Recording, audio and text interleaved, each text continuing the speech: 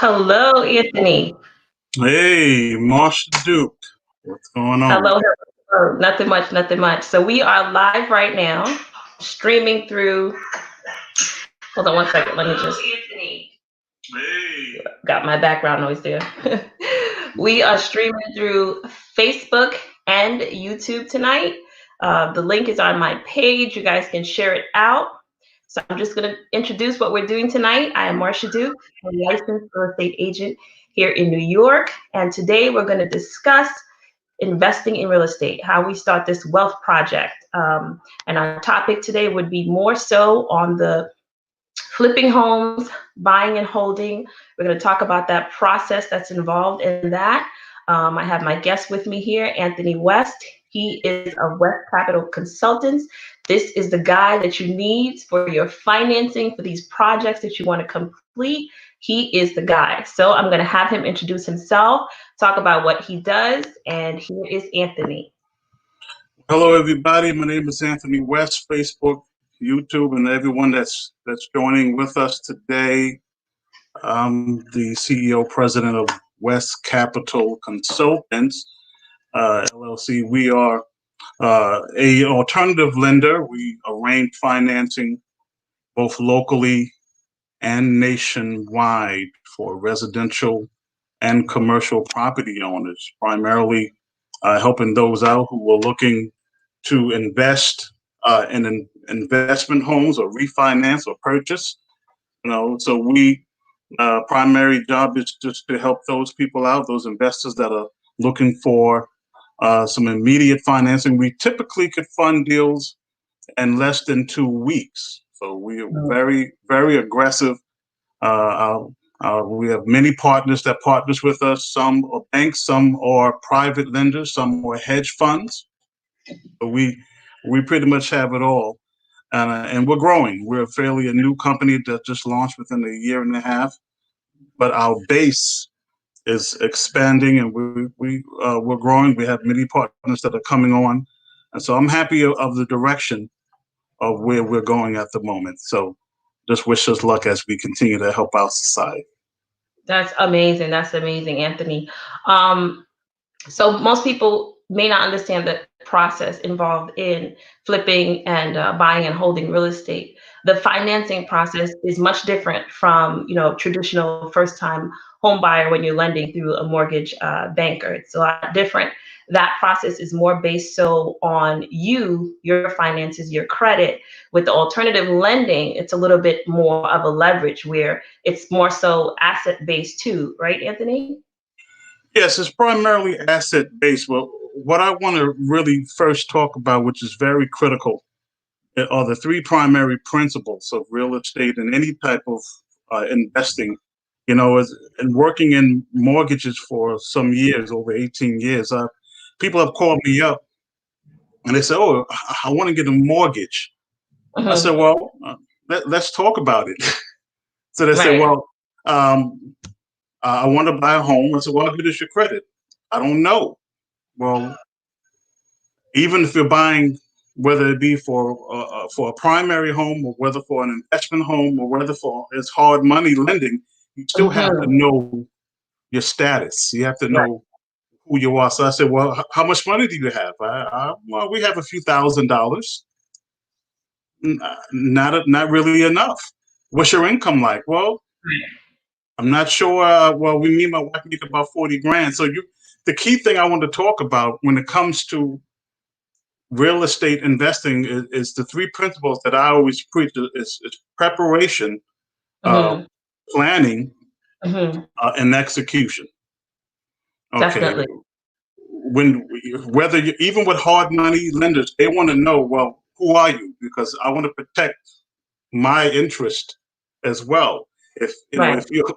if you have bad credit, you don't pay nobody back. Even a hard money lender or an alternative lender is not going Mhm. to invest in you. So you look at your credit, you look at your income situation, and you want to know, what direction am I going, and can I pay this debt back? If I borrow it, what are my responsibilities? Whether the rate be 3.5% or whether it be 13%, you Mhm. have to prepare. Then you gotta plan. You got to plan to know exactly which investors are doing what, who's doing what. Right. And you got to know exactly how they do it.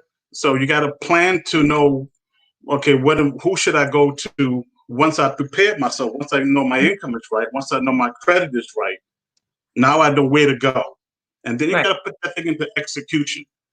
Okay, then you have to execute and say, okay, this is what I'm going to do. I'm going to call these people. I'm going to call these particular lenders, and I'm going to see, now that I've saved some money up, whether it be 3.5% or whether it be 25%, from the investor perspective, from the first-time home buyer perspective. You Right. got to know your status before you invest in anything when it comes to credit, or when it comes to financing. So those are the three basics that I want to really press today: is preparation. You got to plan, and then you execute. Those three things are critical.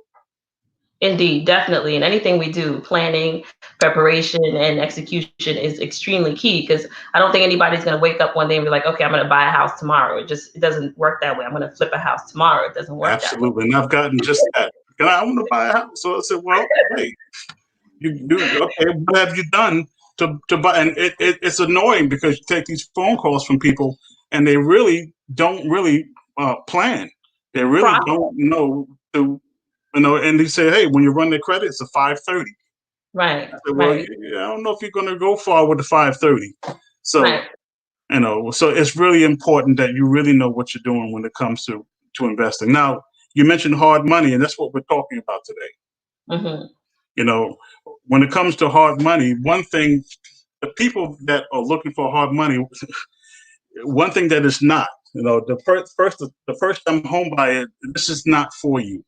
Right. Hard money is for the seasoned investor that's been doing it for a while. They've been in the business, they bought houses, they flipped houses, and they may not file their income, so they got to go another way to get the money. So they go to an alternative lender like myself, or they go to a hard money investor, and they're able to get them the cash that they want, because they know they have to put down 25%. So that's another thing. If you know you have limited funds and you don't have 25 or 30% to put down, or even 40% or more, hard money is not for you. Hard money is for that guy that has that 40, 50%, that knows the game and knows, that, hey, I have to have this amount of money. Okay. And then, also, if you're looking for something long term, hard money is not also for you as well. Hard money is. I want to ask you something, because we spoke about this. So there are creative ways, though, to work on that project. You may not have all that capital on your own, but there's definitely some creative ways you could go about it as well, correct? Talk about some creative things you can do. Partnering up, maybe pooling money together. Absolutely. Oftentimes when you're trying to get a property and you may not have the means to get it. If you go to certain websites like connectedinvestors.com, you may want to jot that down for those who may be listening. There's a site where they have people that are looking for properties. And the key thing here is say, look, I'm a beginner. I don't have much money to invest. But what I would do is that I would joint venture with somebody that does have it. Right. So the key to that is going to the seller of the property and putting that property under contract. Say, look, if you want to give a due diligence fee, maybe a few $100, give a due diligence fee, $500, whatever, and then get the property under contract. Once you have it under contract, you say, now I could either assign this contract to a private investor, or we could agree to joint venture. So say, look, I don't have the funds, but you have the funds. Right. So why don't we agree to buy this property together? And if you want to flip it, when you flip it, you will get a certain percentage based on what you invested, and I'll get my percentage. That's the way to actually get yourself into the game. If you're starting, as you said, the joint venture, get a partner that has the money. Definitely. So with that being said, let's talk about the different types of investment you can do. So there is the flipping part where you can look for a property, fix it, flip it, and sell it for profit. There's also that, buy and hold over time where you're really going to build in the equity of the house and rent it out. Those are the two forms of investing in real estate that you could take on. Do you want to share anything on those two processes? Well, yeah. When it comes to flipping properties, the first thing you have to do is you have to know your location. You have to study.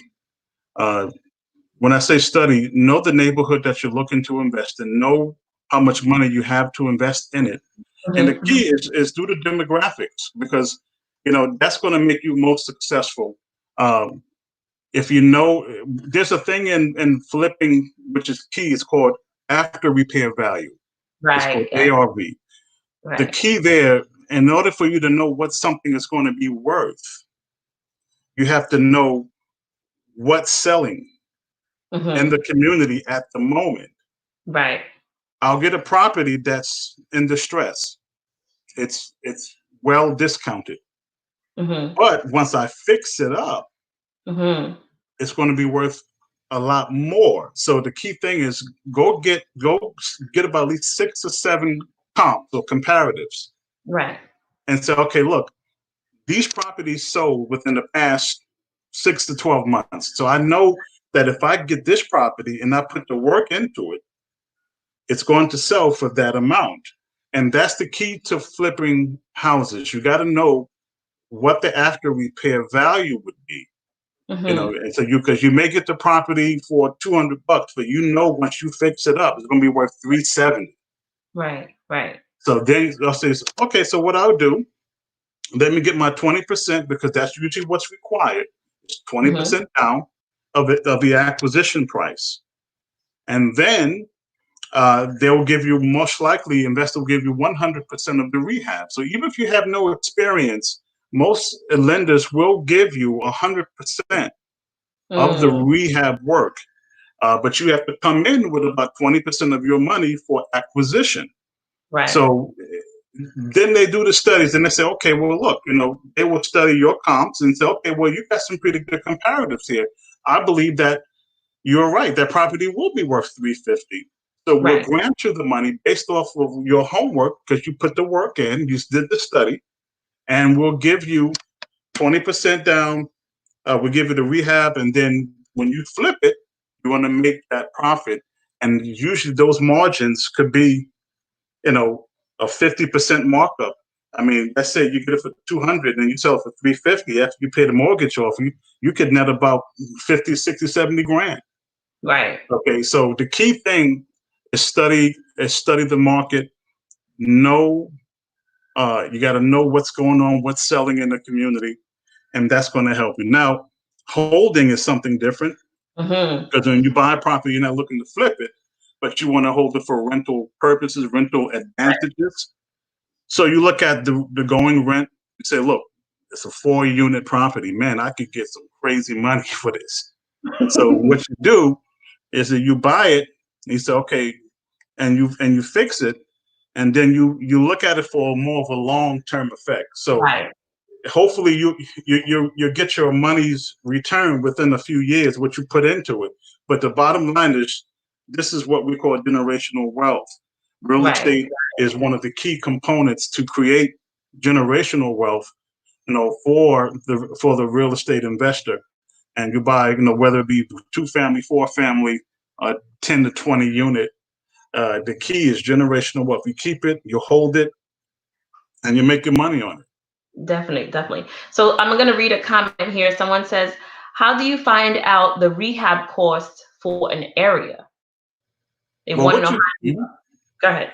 Well, the key thing in rehab costs is that if you're first time doing it, you have to locate experienced contractors that have worked in the area and know what the basic cost of okay, what it's going to take to fix this bathroom, repair the house, or boiler, sheetrock, and you have to line up your cost. And what the lender will require you to do is get a breakdown of all of the cost of the transaction. Mhm. And it could be they're required. They want to see it because they say if we're going to give you this money, you got to justify why. So say what's the cost of everything here, and you get an experienced contractor that knows the area.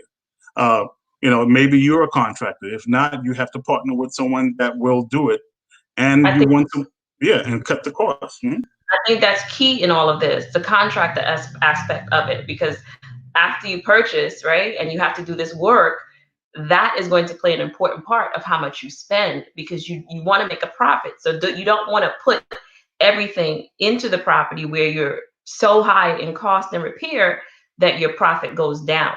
So aligning yourself with experienced contractors in the process is also very, very key too. And the key too, I've had some experiences where I've had an investor say, "I fired the contractor." I said, "Why'd you fire the contractor?" Because he was ripping me off. He was trying to nickel and dime me and try to get all of the money. And then he went over the budget. I said, Right. "Look, you got to stick to the budget because if I go over budget, I'm not going to have any money for me when I try to sell the property. You're Right. costing me money right now." So the best thing to do is say, "Hey, look, man, stay within the budget. If you can't stay within this budget, then I can't use you." So you got to know you got to, if you don't know contractors, you got to either get referrals because that, as you said, Marsha, you got to know who the people are that are working on this project because it's critical to your net profit if they're not, experienced and they don't know what they're doing. Definitely, definitely. So I'm going to take another question here. For fix and flip, you must put 20% down. Someone asked you if you must put 20% down. Well, there are some lenders that will go up to 10%, Right. but for a rule of law, usually it's 20% down of the acquisitional price. Uh, some people say, "Well, can I get 100% financing?" No, the lenders want to know that you have skin in the game. They want to see that you investing in it. And some people say, "Well, Wes, I think if the ARV is going to cover my entire cost, even though the ARV, the after repair value, may cover your entire cost, the lender still wants to see you come with that 20%, the 10%. Now, when it's 10%, that's for the exceptional investor. Mm, 10% is right. for the investor that could show proof that they've Hmm. done several projects before. They have a resume that can show you what they've done, and then the lender will consider to put 10% down. But for a rule, it's normally 20% that you have to come in and invest. Okay. So let's talk about where these properties would be, these distressed properties, where you can find them, and what type of distressed properties you're looking at.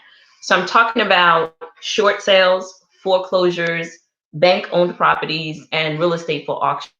Because people sometimes want to know, where do I find these properties? How do I find distressed properties? You could do it the old school way, go around the neighborhood, drive around and see what houses look like they're uncared for, knock on doors, those types of things. But you can Mhm. also connect yourself. That's the old school way, right? Yeah.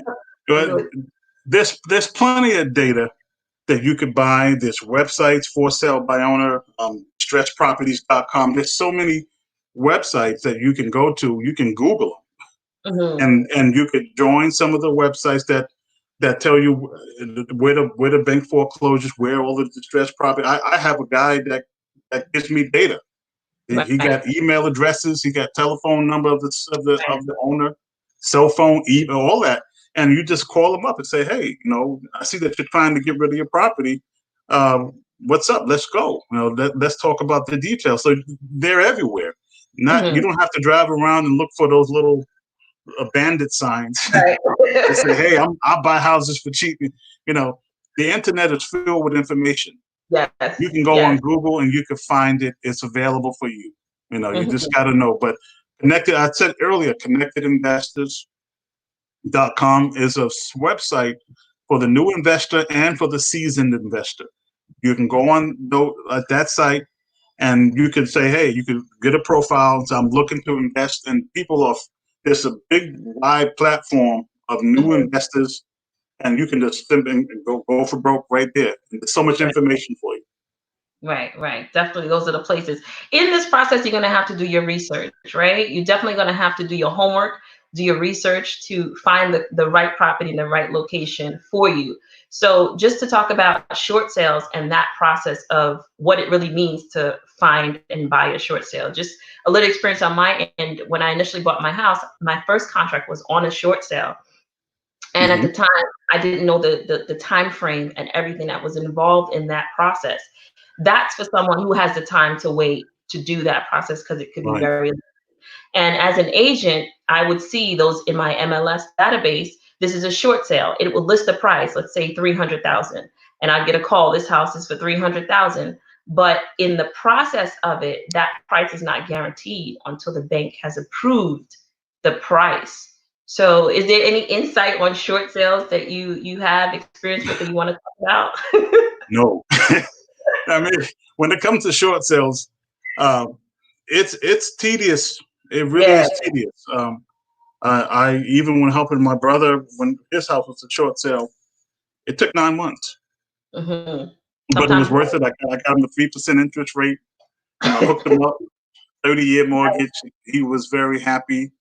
But short sales are very tedious, and I mean, getting involved with them, you can go into contract, but you have to wait for that property to be approved. There's BPOs done all the time on them. You got to do BPO here, and the banks are not easy to let go something. You have to really, and you tell them the bank to forgive a certain part of what you owe them, Right. and so banks are not so easy to adapt to that. So if you could justify it, and it takes time, but if Hmm. you could justify that, then they say, okay, approved, and then you could get your deal. And my brother, was blessed to have a multi-million-dollar home for just $350,000.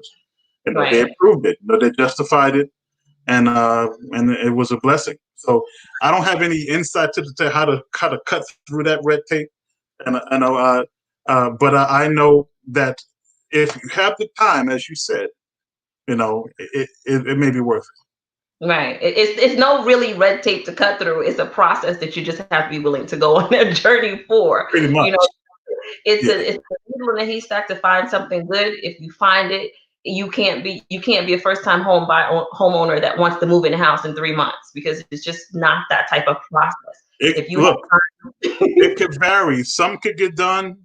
It depends on the bank. right, Some right, could get done fast. Some could take a year. Some could. I mean, it just depends on where they are, and it depends on who your attorney is negotiating with that bank on that. If you have a good attorney, you can cut it down a little bit. But as you said, it's a tedious process. it's a tedious process. So that's one aspect or one avenue for finding investment property. The other part is with bank-owned properties. These are homes that were foreclosed. They bought them back, or the bank owns them now, and they have them and they're reselling those properties. So those are REO properties. Let's talk about that. Well, when the REO, the bank took it back, and they normally, I think, list those properties with people like yourself, right? They listed with real Mhm. estate brokers but then you have that investor with all that money. That All comes it.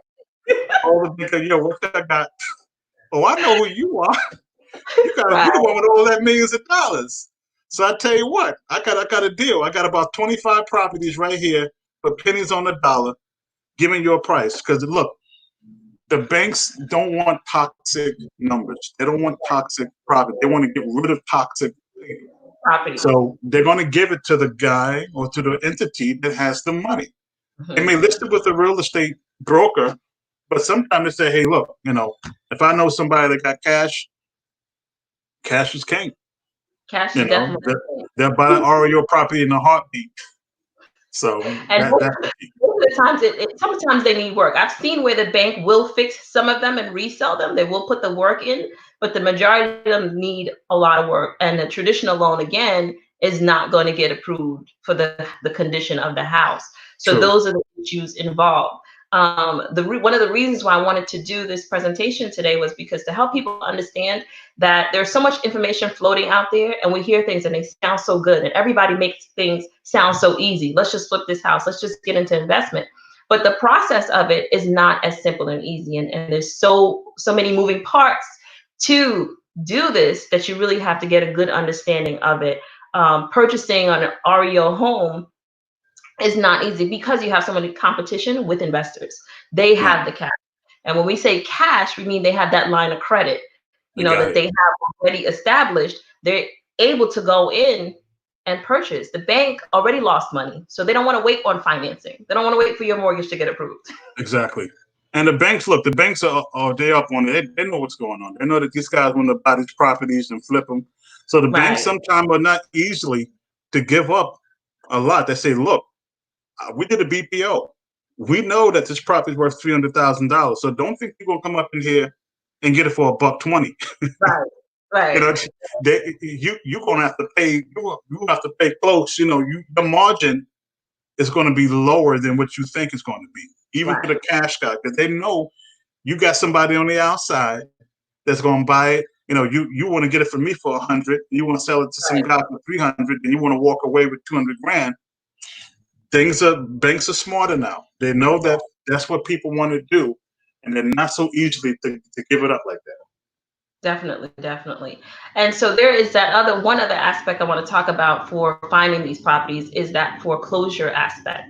Getting in on a house while it's in foreclosure, trying to either go down to the courts and bid on these houses in an auction or something like that as well. You still need to have that cash collateral to do that, because people also feel like that's something, let me get this foreclosed house. I have a lot of people saying, do you have any foreclosed house for me to buy? That process is not simple either. So Well, I mean, yeah, foreclosure is tough. I mean, believe it or not, I mean, you can get access to some homeowners that are in foreclosure, and Mhm. and believe it or not, there's programs called this foreclosure bailout Mhm. where I could help people that are in foreclosure, as long as there's a certain amount of equity, meaning the value of the house minus whatever that you owe on it. If there's a certain amount of equity, I could help those people with financing on foreclosure if there's equity and you got a job. But those two, the banks have they have those. I mean, sometimes you go to auctions, okay, and then you get access to foreclosures there. Right. But you know, you got to have money. You know, anything is with those two. You got to come if you're going to do financing on it. You got to be ready. But for foreclosure, you can go to so many different websites that have foreclosures on them, and go crazy. But you got to just do your homework, know what the property's worth, deal with the owner. I got a list right now of people that I can call up and say, hey, look, Mr. Johnson, you're in foreclosure. you know, what's up? What What what do do you you want want to to do? You want to sell it? Or, I mean, hey, because they're desperate to get out. Sometimes if you cut a deal with them, as long as they get a certain amount of money on the closing, they'll change the deed over to you and give you the deed. But you got to go into contact with them and get it done the right way. Right, right, right. Okay, and something else I wanted to touch on too with all of this investment and capital, people sometimes may not think about is that carrying money that you need. So let's say you flip the house, right? You Hmm. get it repaired, now it's back on the market. You got to get it sold. It could take a month, 2 months, 3 months. Not if you You have it. you need to be able to pay the utilities, the mortgage on that property in the interim before you get it sold. So I Right. feel like having capital is key in all of this. When you're qualifying, do you require a certain amount of reserve for the person to have? When you qualify them is this what, for a fix and flip? Yeah, for fix Or and flip. well, I think everybody is accountable for whatever monies that are necessary to maintain that time period between acquisition and sale. Hmm. So if you know that you have to maintain some utilities on that, then you should have a budget for that. You should know. I mean, like I said, preparation. That's that first step. You gotta know. Okay, how much is going to cost? Because I may not sell this house right away. Okay, I may have to hold on to it. That's the uncertainty of selling a property after you fix it, because you're not sure how long is it going to take me to get rid of this. So, and what is it going to cost me during the interim of keeping this house while someone like yourself, Marsha's trying to sell it to someone. A lot of times, though, I've had experience where people already had a buyer. Mm-hmm. You know, a lot of people won't even go into buying and flipping unless they know they already have an interested party at the end. Because Wow. they know that, hey, I'm going to have to incur, I got to pay a mortgage. And Mm-hmm. every month that I got to hold that property, I got to pay a mortgage on that property. I got to pay. So now that's reducing my margin. It's reducing Yep. my bottom line. So if I could plan in advance and say, look, man, John, I'm going to buy this property. It's going to take me about a couple of months to fix it up. Are you ready? Go to Marsha Duke, get pre-qualified. Okay, so because I'm coming for you. When I'm finished, I want you to be ready to buy this property from me. And sometimes, you know, they have that. Or if not, you find someone. But believe it or not, you know, you find that new person that don't care. They'll pay retail for it. They don't. Right.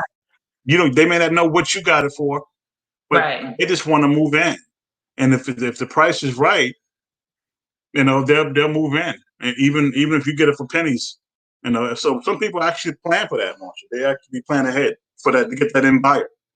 Right. Right. For a first-time home buyer, Well, first time home buyer, right? So that's what they're for. and everybody's in cahoots. Like let's say if I wanted to buy a property and I want you to be my end realtor, you'll start looking for someone now You mean, while right. I'm fixing the property up. I said, Marsha, what you got? Did you got someone for me? Because I'm coming. I'm going to be done with the construction project in about 3 weeks. So have you been courting people, first time home buyers? Yeah, I got about 2 prospects. Because when I'm done, I expect us to go right to that closing time. I don't want to pay any more money on it. Right. Definitely. Definitely. I that's how it works. That's all part of that planning, preparing stage that you talked about, and Execution. execution, right? That's all of the research and homework that you need to do. Every aspect of this needs to be planned out because Absolutely. at every portion, you're going to be eating into your profits. So you want to make sure. Look, some of those interest rates are as high as 10, 11%. So if I'm paying 11% and on a maybe a 300,000, you know, if I'm paying you $3,000 a month, you know, look, Marsha, where's my buyer?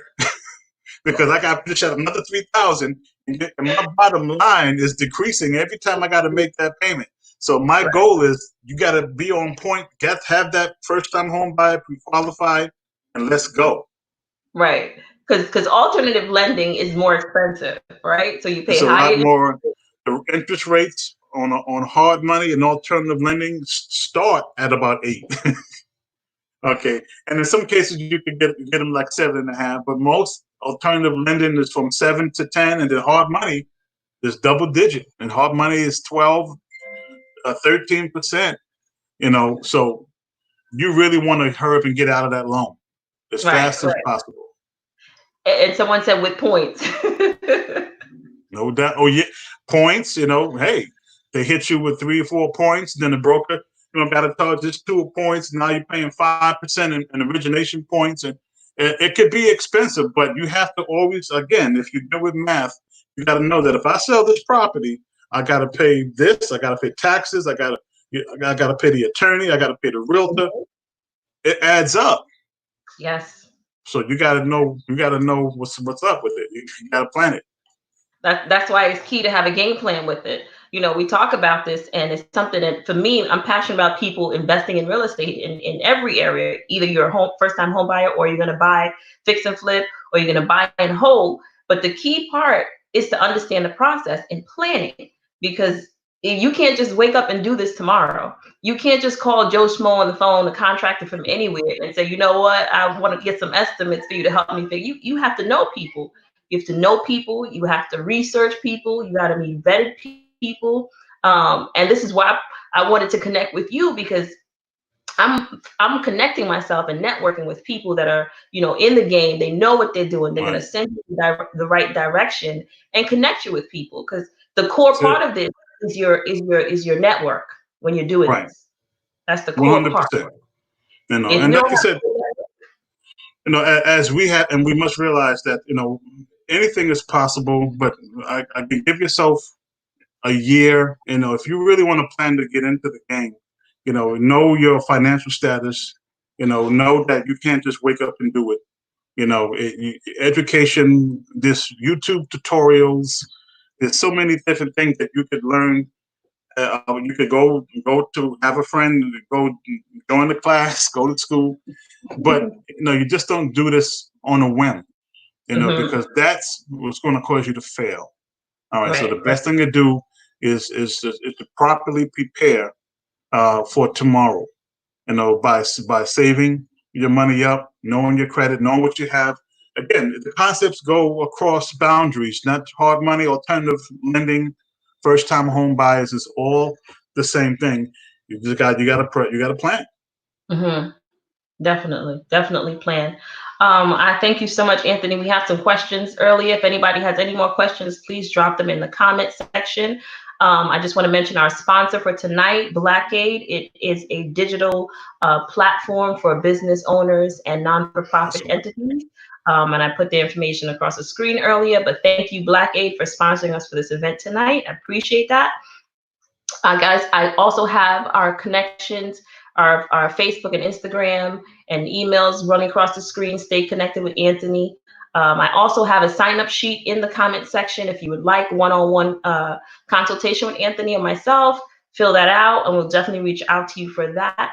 The key here is helping our community, helping our people, helping us to obtain generational wealth at some point in our life. But planning is key. If you're not ready today or tomorrow or next year, this is where you start. You start here. So preparing yourself for your journey to create that generational wealth.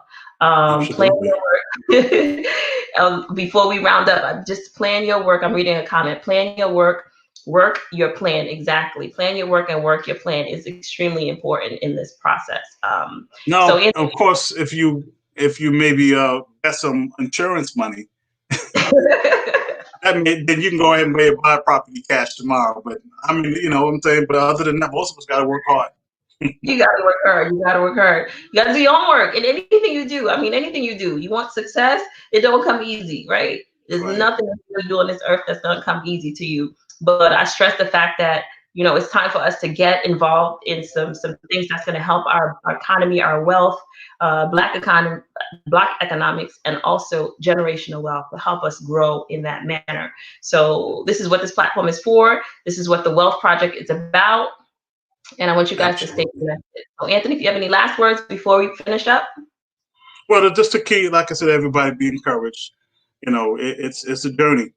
But we can make it together, especially as Black Americans. If we properly gather our funds together, it can happen. Tragically, we know about the Tulsa history of Tulsa, what happened years ago. Black Wall Street. We can still create that today. We still create that that for our people, for our African Americans, for our Black. We can still create wealth. But we have to do it together. And we have to learn how to work together. And the key to success is invest in your brother and your sister, and don't be jealous, as we climb that ladder, but let's not be crabs in the barrel. As Black Americans, we must unite, and we could do it if we work in unison and we help each other out. Hey, look, man, I got something for you. Let's pool our resources together and build a kingdom for ourselves and for our generations to come, but working together is key. Definitely. Thank you for those last words, Anthony. Encouraging, because we need the encouragement. We need people like us to say, you can do this. We need to hear that it can be done. It can be attainable. We need people to say that, you know what, if you just connect yourself with the right people, we'll help you get this done. Because at the end of the day, we want to see everybody win. It's a win for us. It's a win for you, Anthony. It's a win for me, and it's a win for the person. 100%. So we want you to succeed. we don't want you to not get this done. This is how we all stay in the game, by helping each other out. Right? By helping each other, helping hand. I help you, you help me. That's it. Exactly. So guys, thank you so much for tuning in. We appreciate your support here. Anthony and I are here for you at any time. Reach out, sign up for that free consultation, and take care. Have a good night, everyone. God bless everybody. Thank you for coming out. Appreciate it. All right. Take care. Bye-bye.